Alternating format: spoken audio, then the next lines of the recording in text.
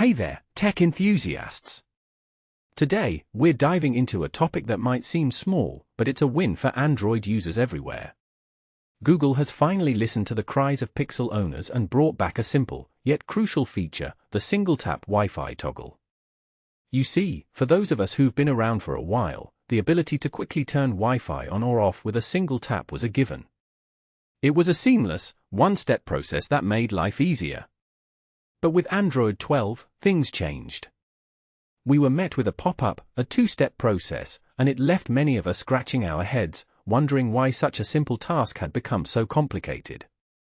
Now, with Android 17 Beta 3, Google is bringing back that familiar, beloved single-tap option. And I, for one, am thrilled. It's a small change, but it shows that Google is paying attention to user feedback and making adjustments to improve the overall experience. What makes this really interesting is the time it took for Google to make this change.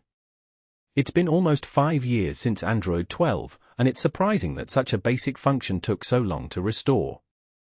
It raises the question, why did it take so long to bring back something that was working just fine before? But better late than never, right? This change will work in a few different ways, depending on your QS tile setup. Whether you have the 2x1 tile or the 1x1, the single-tap functionality is back, and that's a win in my book. This move by Google is a step in the right direction, and it shows that they're willing to adapt and improve. It's a small victory for Android users, but it's a victory nonetheless. So, what do you think about this change? Are you glad to see the single-tap Wi-Fi toggle make a comeback? Let's discuss in the comments. And if you're curious about other Android 17 features, I've got some links for you to check out. It's an exciting time for Android enthusiasts, and I can't wait to see what else Google has in store for us. Until next time, stay curious and keep exploring the world of tech.